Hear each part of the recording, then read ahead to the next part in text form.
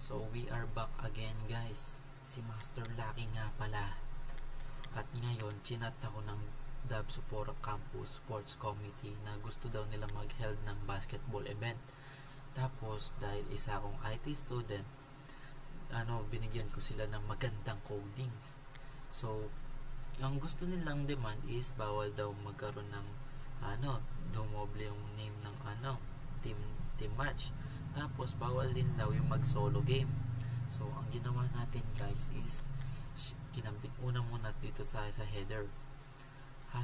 Hashtag include IOStream for C in C out, vectors to store the team name, tapos string naman para mga may words, tapos stdx naman except is for the runtime error tsaka invalid argument. Tapos tong set naman is para hindi dumoble ang ikakabit natin na team name. So simula tayo dito sa vector. Yung vector, i-store niya ang mga magiget niyang team names. So i-store niya ay mga kagad na teams. Tapos tong set naman, yung gagawin niya is hindi magkakaroon ng doble. So babantayan niya yon. For int I equals 0, tas I is less than n, so magkakabit tayo ng number dito. Dito magsisimula ang pagkakaroon ng group. So kakabit natin dito kung ilan yung gusto nating team. Tapos tong getLine naman, kung ano yung ikabit mong number, ikakabit nyo na kagad yun as a team name. Ito naman yung mga natin, mga safety net para walang magkamali. While name find first not of, meaning blank siya, ito yung kakabit niya sa user. Team name cannot be empty, please enter again. So kung may na-misclick man yung tao or napindot, na-misclick niya, napindot niya kagad yung enter, ay ito magpapakita ulit. So ito ulit. If name is empty, throw runtime error team name cannot be empty. So kung nagkamali ulit siya, ito naman ulit yung magpapakita. Tas if unique names is dito yan sa set. So kung yung unique names niya is pareho sa isa pang team, ito yung magpapakita sa kanya. Error, please put a different team name, kasi bawal yung dumoble na team name. Ito naman, yung unique insert name, sila yung bahala mag-check kung may dumoble ba or wala. Tapos itong return, i-return siya dito sa taas pag may mali. Itong void naman is i-fill up niya yung mga blank space. So ito na, game schedule. Tapos itong itong force size ti equals 0, meaning yung I is already an A. Kung already an A, wala nang tutulad sa kanya. So kasunod na kagad nun is B. So every J. So kung kakabit natin dito is BSIT, tapos yung kabila naman kagad is fill up versus BSB, basta ibang course. Tapos ayun na yon. Tapos int main. So try natin.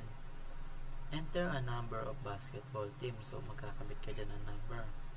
Pero C in, if n is less than or equals to 1, throw invalid argument.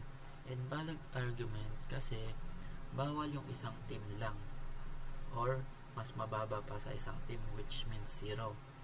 Tapos itong vector string name, get team names is kukunin yung mga team names. Generate schedule team, ito naman yon, yung dito sa taas. Itong catch cons invalid argument is the numbers. So kung may mamali ka man na numbers, which is ito na yung bahala doon. Itong catch constitute runtime error naman is yung mga na doble ng names, which means team names is dito naman different unique names.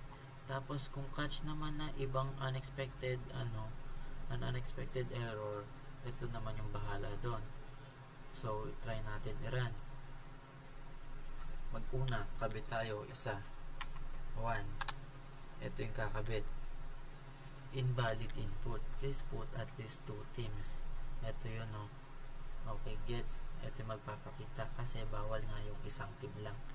So, i-run ulit natin. So, 2 teams naman. 2 teams. BSIT versus BSIT. Dumoble yan. Ano yan? Team 1 tas team 2 na kagad yung IT. Ito yung magpapakita. Error, please put a different team name. Ito na kagad yan. Kasi, sinakop na yan ni Seth. Ulit tayo. Kung space naman, ay hindi. Bigay tayo 4. Tapos, kung misclick ka, tapos napindot mo yung space bar, ito yung magpapakita. Team name cannot be empty. Ito yan.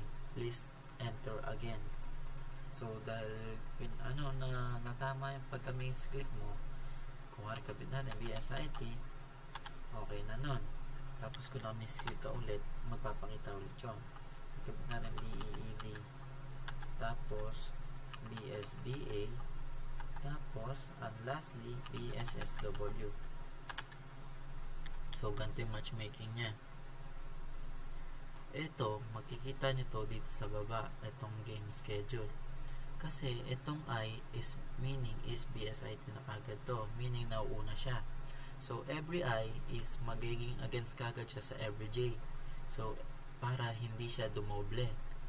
Meaning dahil hindi siya dudoble, IT versus BED, BSIT, BSBA, BSIT, BSSW.